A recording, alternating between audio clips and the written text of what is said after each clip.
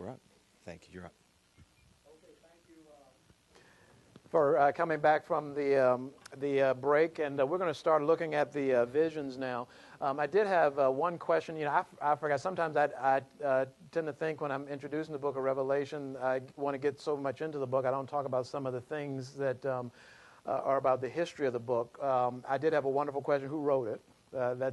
It's helpful to start sometimes to let you know who people think wrote the book. It was probably written in the year 95 to 96, in the end of the first century. The Emperor Domitian was the emperor at the time. Domitian was the son of Vespasian, who was the general who destroyed the temple in Jerusalem. His son, he became emperor. His son Titus became emperor, and then Domitian became emperor. And the book was written by John of Patmos. We know that from chapter 1, verse 9. That's all we know for sure. It is hotly debated as to who John actually was, whether it was John who wrote the gospel or another John. I'll come clean and say that I think it was probably John of Patmos, who is distinct from the author of the gospel. The reasons are these. I'll just give a couple of quick ones. One is that when John identifies himself, he doesn't say he was an apostle. You know, Paul, in order to demonstrate his authority with the churches, he continually says an apostle, but how he was an apostle. John doesn't do that, and he's arguing, trying to use his authority as well. It would help him a great deal if he were an apostle to be able to just say, stop listening to Jezebel and Balaam because I'm an apostle. And he doesn't do that. He also uses, if you look at it in the Greek, there are similarities, but there are also some significant differences in style and vocabulary in the Greek than there is from the Gospel of John. And then the third thing, there is a slight adjustment in theological perspective. You'll note in the Gospel of John, there is this understanding that everything we strive for in terms of salvation, we have received that. It's there. John, in the book of Revelation, holds off this sense of the kingdom is out there and we have to strive because it's not here yet. And we continually are moving toward it. So that conversation, and it's not like they're completely different, but there is a nuanced difference between those, which again suggests to me we're talking about a different John.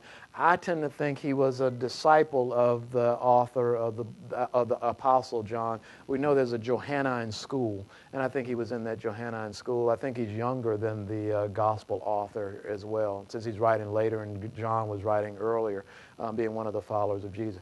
But as I said, I mean, there is a huge amount of debate about whether or not it was the apostle or whether it wasn't.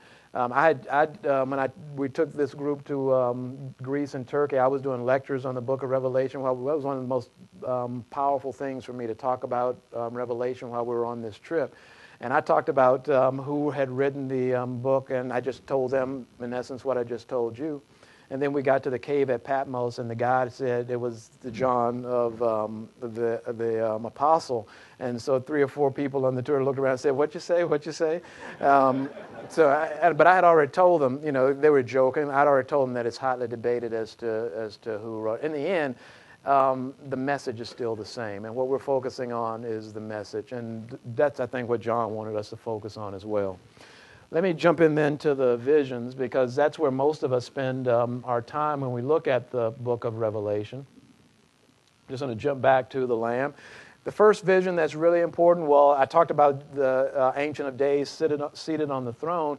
The Lamb, I think, is the key and critical vision that gives us an entree into the book. I saw in the right hand of the one seated on the throne a scroll written on the inside and on the back, sealed with 7 seals. What's the scroll? That's the question.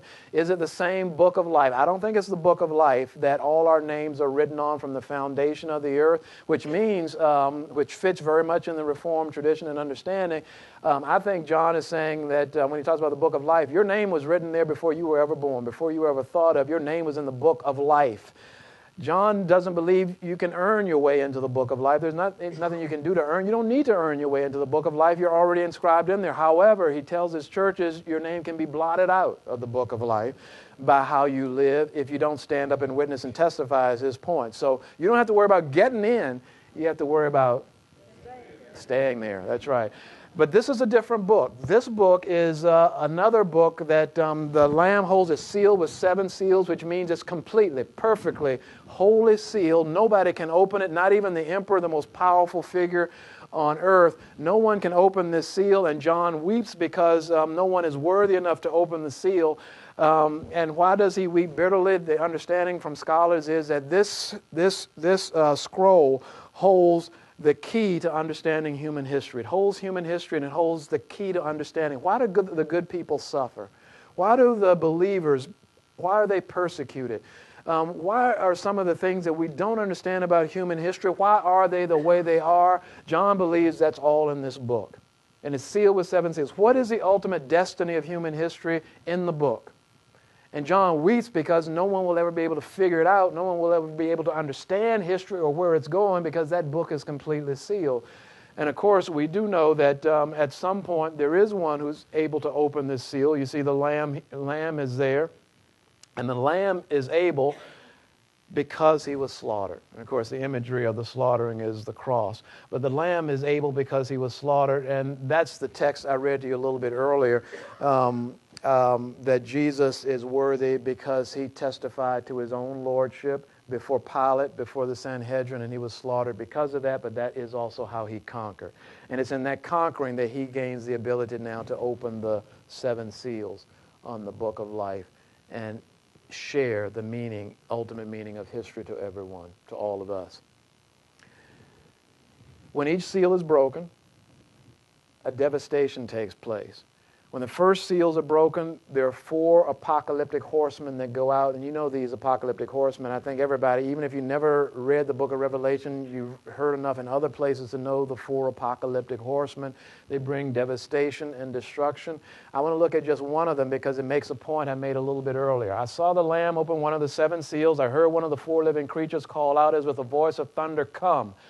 I looked, and there was a white horse. Its rider had a bow. A crown was given to him, and he came out conquering and to conquer. Now, that's the first one. I just want to look at that. The second one will bring slaughter and death and destruction, etc. I want to bring this one up because this is important for us understanding a little bit about the history of what's happening, what John is doing. You have to understand the context to get the meaning of what's happening here. There was one empire the Romans feared. Anybody know who they were? They were never able to conquer this empire.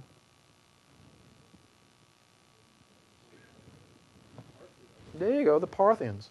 The Parthians, they were to the east. One of the reasons the Middle East was so important where Palestine is to the Romans was that it was a buffer between the east and the Roman west.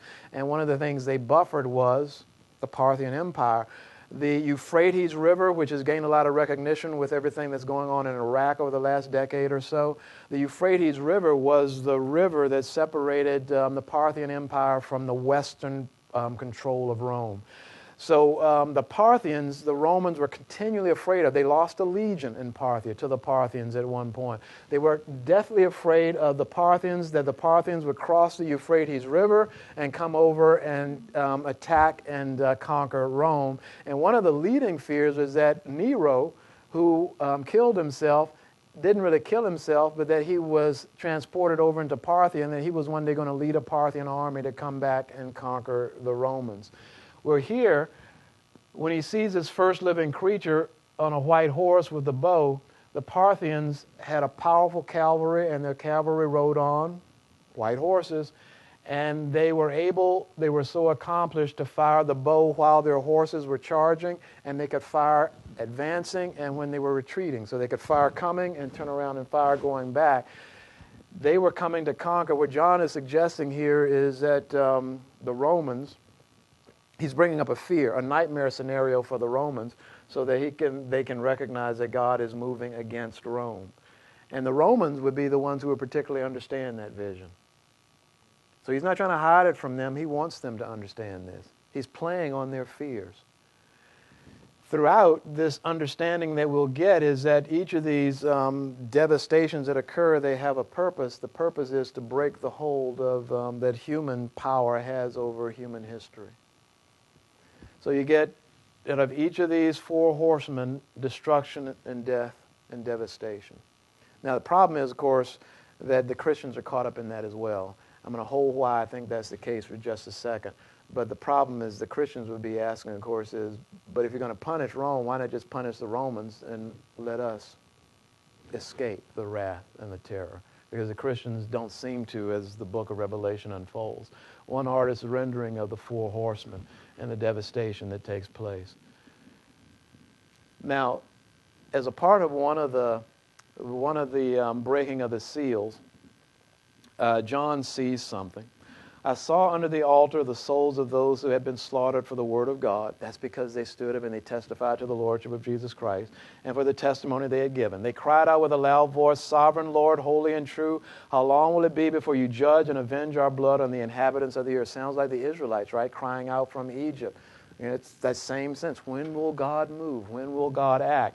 They were each given a white robe and told to rest a little longer until the work would be complete, both of their fellow servants and of their brothers and sisters who were to be killed as they themselves had been killed. This is the New Revised Standard Version, the one that most of us use in our Presbyterian churches. There are a couple of things of note about this. They are crying out as the Israelites were crying out. God's going to be very violent, as we know from those images with the four horsemen, but you'll never see in the book of Revelation John ask his people to act violently. They are always to act nonviolently, to the point that they would even sacrifice their lives. They're to testify and witness, but they're to be nonviolent in doing so. They are to resist the claims of the lordship of Rome nonviolently, even though it may cause them suffering or even death. And that's why I translate hupomone, which is the Greek word, not patient endurance, because he don't want them to be patient. He wants them to be in the Romans' face. He wants them to be declaring Christ's lordship. He wants them to be standing up. So I don't think it's patience as much as it is action. And that's why I would translate it as nonviolent resistance. He wants them to resist the claims of Rome in an active way. They were each given a white robe and told to rest a little longer until the work would be completed. Now, until the work would be completed, both of their fellow servants. You know what? I changed that just before I came, because that's not the NRSV version of it. Does someone have their Bible with them? Can you read? I think that's 6:9 through 11. If you read, I think it's verse 11. The one that starts, they were each given a white robe.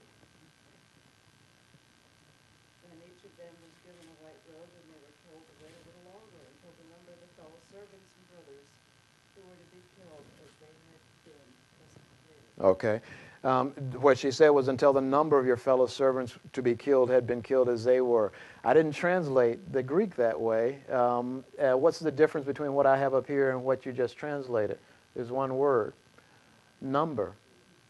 The whole idea that there needed to be a number of martyrs who would be killed before God would move in, which one of the interpretations is that the book of Revelation is all about getting martyrs, because we use that language of martyr, which we translate as witness. The argument I'm making is that John isn't asking people to go out and die for the faith. He's asking people to go out and witness, even though it might cost them their lives. So what I don't think he's saying here is that God needs a certain number of people to die before God will act, even though that's the way it's often translated. And the reason I do that is because, that's one artist's rendition of the heavenly throne room. Let me put that up here so you'll see until the number would be complete down here in the blue, both of their fellow servants. Let me put it up in the way we operate from John's language. This is the Greek. Kai edothe, and it was given, autos, to them, and then to each of them, each is the word here, a stole, a robe, and this luke is white, a white robe, and it was told to them in order that they might rest until a small time, a little longer, until they might be fulfilled, and also their fellow servants and their brothers and sisters, the ones about to be killed, as also they. So you see, number doesn't occur in here. The key verb is here, that they might be fulfilled. What's being fulfilled? The number of people being killed?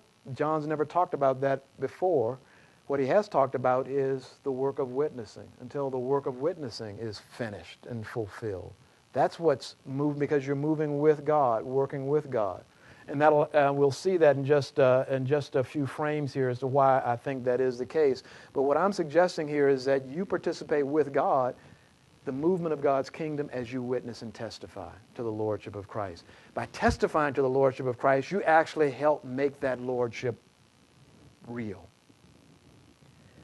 We're going to see that in chapter 12 in just a second.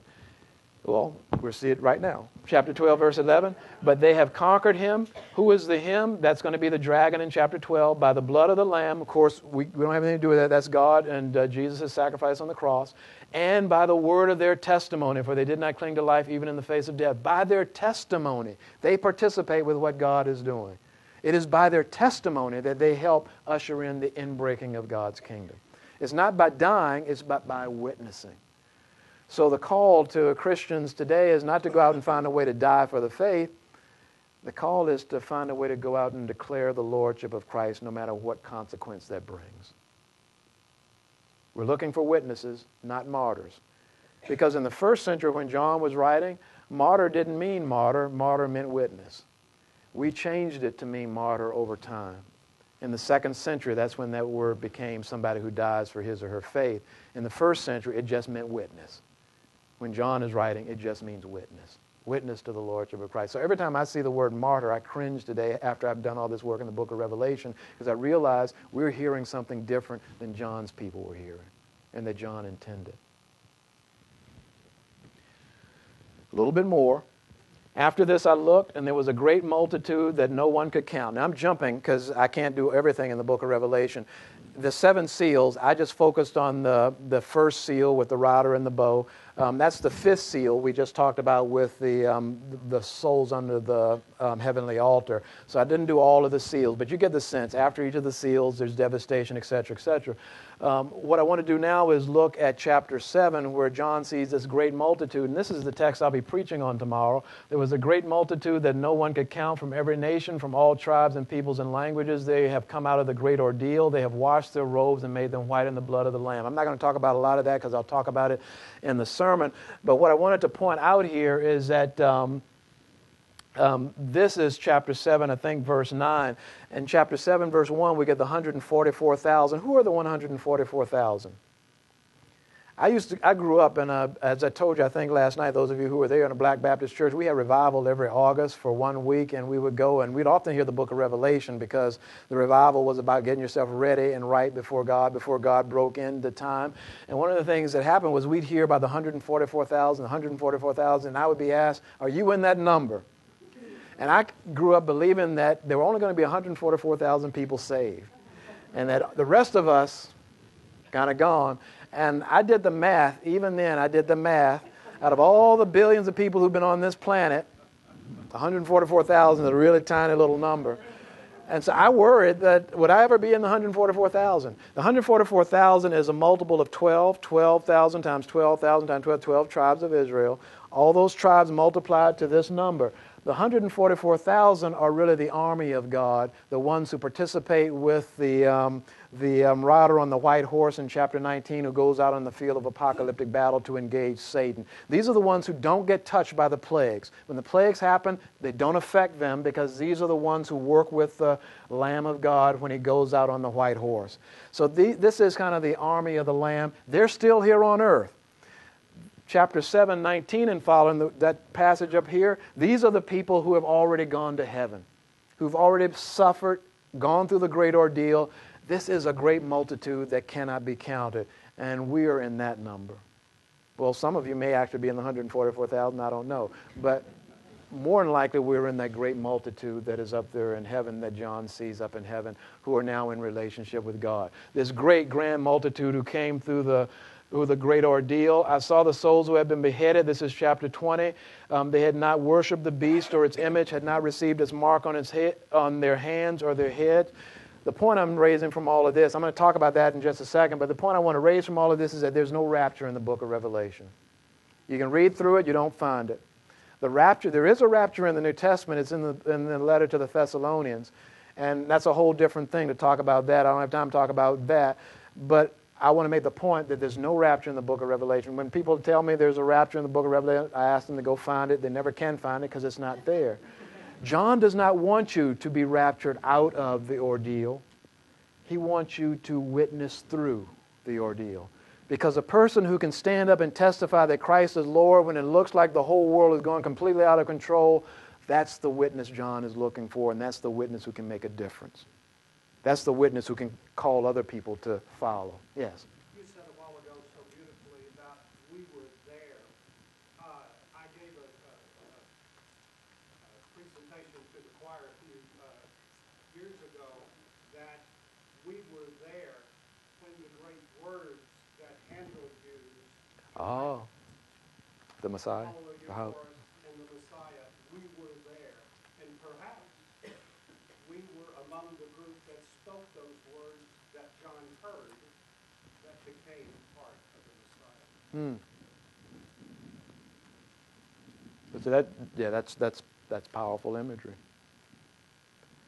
But the thing I want you to get across now is that suffering, because you're suffering, does not mean you are not working with God and God's movement of the inbreaking of the kingdom. It may well mean that you actually are. You're not going to be raptured out for John. You're going to be pushed through. Or you're going to march through. I guess that's the better way to put it. So down here in the bottom, you may not be able to see it back there. What I'm simply saying is you must witness your way through the struggle. John is calling people to stand up for God, to stand up for the lordship of Christ in a world that is promoting a different lordship and will make people pay a price for promoting the lordship of someone like Christ. In spite of that, he wants them to stand up. It's a little bit different from our world. And that's why I think it's even harder to understand today. But I think as you think about it more and more, there are difficulties we also encounter when we want to stand up and witness for the lordship of Christ.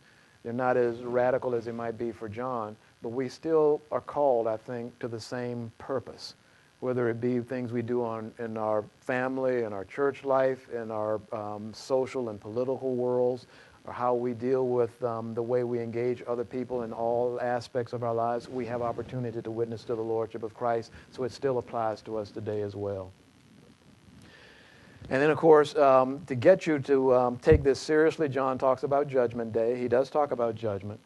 And the Judgment Day is being led to through these images of the 7 seals, the 7 trumpets, and the 7 bowls. These, in each case, when a seal is broken, when a trumpet is sounded, when a bowl is poured out, devastation occurs. Now, why so much devastation? Why does God bring so much pain and turmoil to the earth as this process is moving through? Have you ever thought about that? I know you know about the plagues in Revelation. You don't have to read the book. You never have to read. Everybody hears about the plagues. Have you ever wondered why the plagues are there? Why do you think God allows all these plagues to be connected with these bowls, seals, and trumpets? What has been your way of looking at and understanding that? Anybody have a way they've understood it? For us to come to repentance, I think that's the major way that people have understood it, that the plagues are a way of kind of pushing us to repent and turn to God. That's the way I grew up understanding as well. And I think some of that's still there. I don't think it's the primary reason, though, anymore, because I don't think we're being punished towards God. I think we're being pulled towards God in other ways. And that then leads me to try to figure out, well, what were those plagues all about? Here's how I've understood it. And not just me. There are other scholars who do this as well. Here's how we've come to the major sense of conclusion as to why these plagues are so devastating and what is going on with them. I'm going to put something up here. This is fuzzy because I just did it. I was leaving, what was that? Just yesterday, run into the airport, and I realized that I could probably show you rather than tell you. And I wasn't at my office, so I don't have an iPhone with Siri, but I do have a phone that can scan. So I scanned the book with the phone, and that's why it looks a little fuzzy. But I'm showing off to a little bit. So yeah, I did it. But here, from this book of Mitchell Reddish's, you'll see he puts the trumpet plagues and the bowl plagues over here, thunder, lightning, sea turns to blood, fresh water. What he wants you to see is that these are all not in the same order, but they are the Egyptian plagues. These are the plagues God used to bring the people out of Egypt. They're the same plagues. Not in the same order, but the same plagues. Important for you to see that, because you ask yourself the question, well, why did God bring the plagues on the people of Egypt? To bring the people of Israel to freedom. The plagues were about liberation. John's point, I think, is the plagues are about liberation. You're fighting for God. God's fighting for you as well. And the plagues are doing in the book of Revelation what they did in the book of Exodus. Isn't that interesting? Yes, let me come here and then I'll come back over there. Mm-hmm. There's kind of this issue of cause. I hear you saying God allowed. I'm thinking these are part of the natural order of things. Just the way the world is, God uses them, nevertheless, to bring us to Himself. Well, or in this case, uses them to counter the idea that Rome is Lord and that Rome will continue to control the world, that Rome isn't in control, that there's another power that's in control, and that these forces will break Rome's control. So, yes, you're right in that case. Interestingly, the way John puts this across is he uses a passive verb whenever he's working about these plagues or these other kinds of devastations. It was given, it was done, it was allowed. Scholars have come to call it a divine passive, a way of saying that God allows these things that happen in nature to happen in a particular kind of timing to make a particular point, as with the plagues in Egypt, against Egypt. Mm-hmm. There was a question over here. Yes? We were taught also that this was tied into the Egyptian plagues. John did it deliberately to have connectivity with the Old Testament. Yes. Matter of fact, many people claim that John plagiarized the Old Testament because he does use it, but he's clearly saying he stands in a prophetic tradition from Moses and forward. So you get Exodus material, you get Ezekiel, you get Daniel, you get Jeremiah, you get the prophetic literature is all through the book of Revelation. The more you understand the Old Testament, the better you're going to understand the book of Revelation. If you don't understand the Old Testament, it's very hard to understand the book of Revelation. You can't understand the plagues unless you understand Exodus. That's what I'm trying to say here. That's what's going on with these plagues. And if you, Mitchell Reddish's commentary on the book of Revelation is kind of expensive, but it has some wonderful artwork and history and graphs and things like this that display, show you connections rather than just tell you those connections. So that's why I wanted you to see that, even though I had to do it in a more hurried way than I would have liked. But here is the angels with the trumpets, and then the angel with the bowls who are coming forward. And now let's get to the most fun stuff in the book of Revelation. We've led up all the way to this because now John is going to say why we're in the shape we're in. How do we get here? You know, he's writing these letters to the 7 churches. That's where his key message is. How do the churches get to the point where things are as bad as they are? Well, chapter 12 will tell you. Chapter 12 really ought to start the book of Revelation because this sets up the reason for why humanity is the way it is, why we're having all the difficulty and turmoil that we have. I don't think John started with chapter 12 because I think he figured if I start with chapter 12, they're going to be lost with the dragon. They're never going to get to the letters to the churches, all those kind of things. And if you think about it, most of the time when people think about Revelation, they don't think of the letters. They think of the dragon and the beast and all of those. So I think that's happened anyway because these are the powerful images, the images about the dragon. But he starts with a great sign in heaven. There is a woman clothed with the sun, with the moon under her feet, and on her head a crown of 12 stars, which suggests there is a royalty about her. Someone asked me last night who the woman is. Who do you think the woman is? Israel. There we go. I didn't tell you, did I? Did I tell you? Oh, okay. I can't remember who I told what yesterday, but there have been discussions that it's Eve, that it's Mary, that it's the church. Probably it's Israel, and Israel morphing into the church. So I would use the language people of God. Probably the people of God. Why do I say that? Because in the second verse, she's pregnant, and she's crying out with the birth pangs and the agony of giving birth. She's getting ready to give birth to the Messiah, the people of God. Israel gives birth to the Messiah. But there is a problem, and that is, of course, the many ways the other star of the book of Revelation. Christ is the star, but the dragon gets a huge amount of press in the book. another portent appeared, a great red dragon, 7 heads, 10 horns, 7 diadems on his head. I'm not going to go into explaining what all these things mean, but 7, completion and wholeness. The horns represent power. The diadems represent authority, kingship. The 7 heads represent dominion. So you get the sense, complete dominion, a great deal of power, 10 horns, 7 diadems, complete authority and control. The dragon appears, and the dragon is so great, its tail sweeps down 1/3 of the stars of heaven.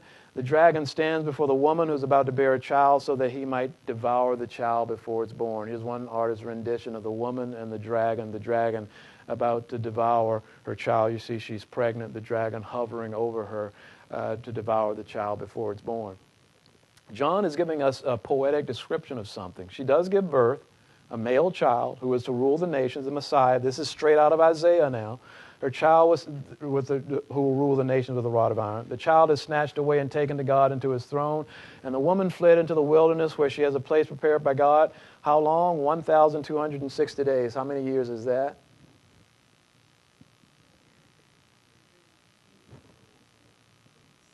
Three and a half. Some said 3, some said 4, between 3 and 4. And what's significant about 3.5? 7 is wholeness, 3.5 means kind of a temporary time. So her time of hiding in the wilderness is a temporary time. So for this temporary period in which we find ourselves, she's in the wilderness, but there she's being protected by God. Hold on to this fact that the child is snatched away and taken to heaven. There's one artist's rendition of the child there's a child there snatched, being taken to heaven.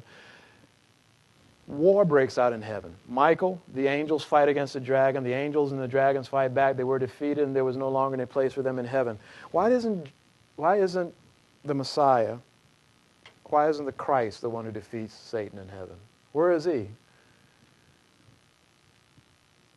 Where do you think Christ is, the Messiah, while this heavy-duty work of the dragon being defeated in heaven is going on? Remember I told you, John sees things have already happened. There's some things have already happened. We're living in the present, and some things in the future have already happened. So think about it in that frame. But where is Christ? The right hand of God, that'd be one place one would think. But why wouldn't he be the one engaging Satan? Because this is a heavy-duty deal here. War breaks out in heaven. You would think the Messiah would be the one who would take on that. The dragon is thrown down, that ancient serpent, so the dragon is defeated. I think what's happening is this. And I make the case in my commentary. I think John is giving us a poetic description of what has happened so that the child is being snatched. Every scholar agrees that that's a reference for Jesus dying on the cross and being snatched instead of being destroyed on the cross, is snatched into heaven. I think what's happening is that when Satan is being thrown out of heaven, Jesus is dying on the cross, because that's where he's fighting for us. That's the place where he conquers. So as Satan is being thrown out of heaven, he's dying on the cross. He's conquering. Remember his faithful witness, and because of his faithful witness, he conquers. Where does he conquer? On the cross. While Michael is throwing Satan out of heaven. So the heavier work is the work the Messiah does. But instead of being destroyed, he's snatched to heaven. When you mentioned Isaiah, is that when Isaiah said the Lord laid on him the iniquity of us all? I don't know if that's in the same text or not. That's a good point. I don't know if they're in the same context or not. Yeah, that's a good question. I'll look at that. I won't be able to answer it for you right now, but if it is, that would be pretty potent and powerful. I don't know though. And then the temptation of Christ by Satan is part of Satan's battle. Well, I don't know what I don't know whether I would carry it that far, because John doesn't build that into his poetic description here in chapter 12. But it's clear that Jesus' temptation in the desert is a part of his conflict and battle with Satan. That's true. John doesn't really deal with that, though, in the book of Revelation. Jesus said he saw Satan Fall like lightning from the sky, right? Yeah. So again, remember, we're talking about different times now. We're talking about the future, but the future, John believes, has already happened, even as we're living. So you can be confident. Your hope comes in the fact that God has already conquered. Satan is already down. So it happened in the future and it happened in the past, and those two moments kind of coalesce poetically. I think that's what he's trying to do.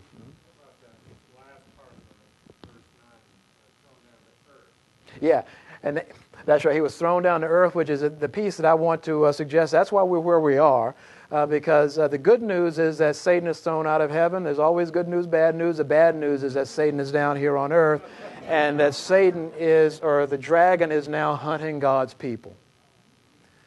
So the victory in heaven sets the stage for the victory here on earth, but we haven't gotten there yet. Remember, I talked about John in the book of Revelation has a future orientation. There's something out there, and the something out there is when Satan will ultimately be defeated here as well. And I'm sorry? Oh, yeah, and his angels were thrown down with him. Yeah, that's right. I mean, we're talking about a war that broke out. There was, and remember, I also talked about the sea, the glassed over sea, that erupts into chaos even in heaven. So we're not just talking about one, we're talking about kind of a waged conflict with God. Another artist's rendition of the, there's some, these are contemporary things.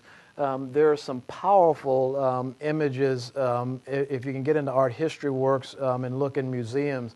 I didn't take pictures of them and put them in here because it's really, they're copyright issues that are just really difficult. So I'd encourage you to go and try and find, you can Google some sites and they'll let you see some of them. Others you have to pay for to look at. But there's some powerful imagery of these kind of scenes. Now the chapter 12 talks about the dragon. Chapter 13 talks about two beasts. The first is the beast from the sea, and these work as disciples of the dragon now, remember. So they're not on their own, they're working as disciples of the dragon.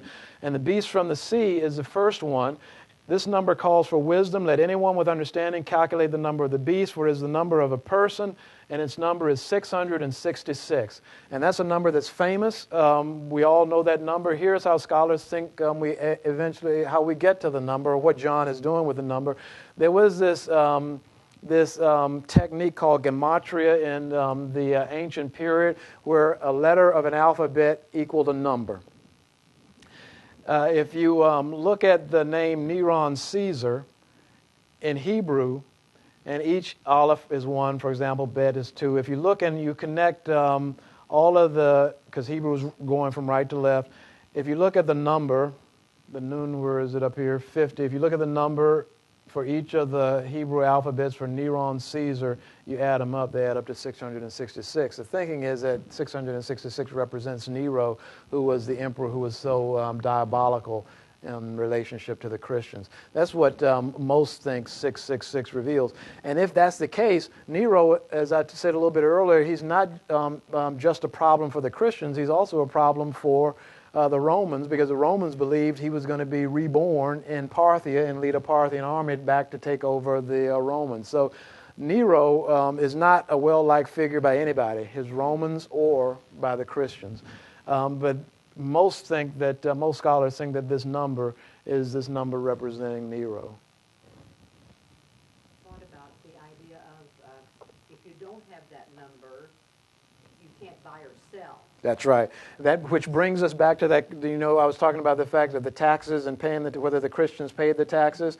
The understanding in chapter 18, from chapter 13 and forward, is if you are going to participate in the Roman economy or the power base and economic base of the Roman Empire, that in essence means that you've kind of allied yourself with a draconian force that is attempted to claim rule over the world, which means that you become one of the dragons, which means you take this 666 either on your forehead or on your hand, and that identifies you as someone who participates in the economic, political, and military infrastructure that Rome has set up. And that means you are not giving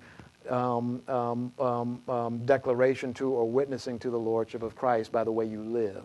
But there was no historical understanding of that number being on them. No. This is poetic. This is John, again, appealing to poetry and liturgical language. So that's right. There is no, we don't have any historical reference other than John of somebody putting 666 to the Roman Empire or anything like that being stamped. But, John is working from the Genesis account, the Old Testament again. God marks Cain on the forehead. God marks God's people on the forehead. Satan marks, or the dragon marks, the people who participate with the beast from the sea who is operating for the dragon on their forehead and on their hands with 666, the number. So if you got the number, that means that you're allied with the wrong power. It means you're participating. So in essence, John is asking his people to not participate with what Rome has structured physically, socially, militarily, economically. And that's a hard thing. And so could one also see why there would be something in our present society that could force us to participate in things that we would Oh, yes. want to Oh, yes. participate in? Oh, yes, that's right. I mean, there are all kinds of inducements to participate in and ally yourself with things that we ought not to be, given our faith tradition and our faith standing. John would say when you do that, you're marking yourself. And that's what he's telling his people. You're marking yourself with the number of the beast. You're participating with the number of the beast. Another thing I remember you saying about the number 666, and I hope I'm not jumping ahead too much, is that the number itself also has a kind of perseverance of the people of God over the beast. Mm-hmm. The people of the beast, Rome, is always 666. Six will never be 7 complete. I hope I'm not jumping ahead. That's on that study. Yeah, no, I think that's I'm glad you mentioned it because I had it had slipped my mind while I was talking to this. I also think John is working with, and some other scholars do as well. If you remember, the number for wholeness is 7. And John is saying, well, one ironic way to kind of taunt the beast is to give it a number that always kind of tries to get to 7, 6, 6, 6, 6, but never gets there. Wanting to be a 7, but never going to be. That's a powerful way of kind of using poetry, again, to taunt. The number of wholeness is 7. He's always 666. Thank you for remembering that, Jim. Yeah. So you get this unholy kind of trinity in the book of Revelation. You get the dragon, you get the beast from the sea, 666, and you get the false prophet, the beast from the land. And the false prophet or the beast from the land is really the puppet governments of Asia Minor who do the bidding of Rome. They get people to worship Rome, which is what John says the false prophet does. It gets people to worship the beast because the people of the governments of Asia Minor make sure that people pay taxes, do other kinds of things to show subservience to Rome, and Rome, of course, is ultimately allied with the dragon. And it was that whole sense of the beast from the sea parallel with the beast from the land, and the dragon is over against the Ancient One on the throne, the Lamb, and the 7 spirits that go out into all the earth, the Holy Spirit. So you got the Trinity, these two trinities at battle with one another. The Babylon appendix is chapter 17, and if you look at chapter 17 through 19, that's where you get John's concern about people being marked and all these kind of things. You'll also know the 144,000, they're marked on the head by God. It's another thing to remember as well. They're marked on their foreheads, but they're marked with the mark of God, not with the mark of 666. There's persecution. The woman was drunk with the blood of the saints and the blood of the witnesses of Jesus. When I saw her, I was greatly amazed. But the angel said to me, why are you so amazed? I will tell you the mystery of the woman and the beast with 7 heads and 10 horns that carries her. This is the woman who is, I don't know, the great harlot, the whore of Babylon. It's just really difficult, harsh language. But John is suggesting that Rome becomes, in essence, a whore by giving herself to Satan rather than to God. And it's not, feminist scholars have been concerned about the language for a long time. It is striking, negative language. What he's trying to get across is that Rome has prostituted itself to the dragon. Together, Rome and the dragon persecute the people of God, so Rome is, in essence, drunk with the blood of the saints. And there's this other powerful place. I mean, there's so many fascinating things in the book of Revelation. There's this powerful place where God punishes the people of Rome and the people who follow the beast from the sea and the beast from the land. And God destroys them. And you know how God destroys them? By making them drink the blood that they've spilled. And so they drown in blood. It's choked to death, I guess, in blood. His imagery is just viscerally powerful. And that's one of the reasons why it's often difficult to read through the whole time. It's like reading a book that's so striking you have to put it down for a while because the images are just too strong and you don't know how to take them. And that's one of those places. But John senses that God will punish the persecutors. In that whole section, we get the sense of Babylon falling, and it falls in a day. As grand and as great as Babylon is, notice here, I was amazed when I saw it. In other words, everybody who looks at Rome is amazed. Rome is that grand. But that grand power will fall in a day, and then God's people will be vindicated. They'll make war on the Lamb, but the Lamb will conquer him because he's Lord of lords and Kings of kings. And you remember when the rider on the white horse goes out into the field of apocalyptic battle, on his thigh there is written King of kings and Lord of lords. And then we'll rejoice and give him glory, for the marriage of the Lamb has come and his bride is made ready. She's been granted to be clothed with fine linen, bright and pure, for the fine linen is the righteous deeds of the saints. These are the true words of God. Look at this right here. The fine linen is the righteous deeds of the saints. What are the righteous deeds of the saints? That is witnessing. Witnessing for the Lordship of Christ and how that lives itself out. Every time you witness, you help stitch together a part of the dress for the bride. So you're helping. That's another way he's saying you're helping and participating. And of course, this is an image of the angel throwing the dragon, because the dragon is bound at the end of that and locked up for 1,000 years, which brings us to the millennium. Can't do a thing on the book of Revelation without talking about the millennium, because that's where we get the millennium from, chapter 20, and the dragon being held for 1,000 years. How do we interpret that 1,000 years? There have been multiple ways people have interpreted. The first is a post-millennial understanding, the belief that the second coming will occur after the millennium or the golden age of Revelation 20. So we'll get the golden age, the 1,000-year reign, and then the kingdom will come. Premillennial folk believe that at the second coming, the second coming will occur before the millennium or the golden age. So you'll get the Christ will come again, and then the millennium will break in. And then there are amillennial folk who look at all of that language, that millennial language, more spiritually, a spiritual understanding of the reign of God, which creates a sense of urgency for every time you live in. So stop trying to calculate the time and just be urgent when you're living, whenever you're living. Which one do you think more Reformed people end up, the Reformed tradition ends up being in? Yeah, the amillennial, yeah. Most the Presbyterian Church really kind of allies itself there, but most Reformed traditions do. Let me just share a little bit about these for just a minute, because I think these are kind of fun to look at. The postmillennial hope and the great awakenings of the 1740s revivals prompted hope that the millennium was on the arrival. Believing that as the revivals could work to create a context for the millennium, society could be made to get better and better through human effort, so that the millennium would come with human progress. In other words, that we could make conditions well enough that the millennium would be prepared, would break in on the preparation that we had created. Which led to kind of false expectations. For example, a writer in a Methodist women's magazine in 1859 declared of the invention of the telegraph, "This noble invention is to be the means of extending civilization, republicanism, and Christianity over the earth. Then shall come to pass the millennium." Or our advances today, is Facebook a prelude to the millennium and thus the kingdom? Are we twittering ourselves ever way closer? And Siri might be just another step in going there, the iPhone 4S. But the whole idea here is that we can help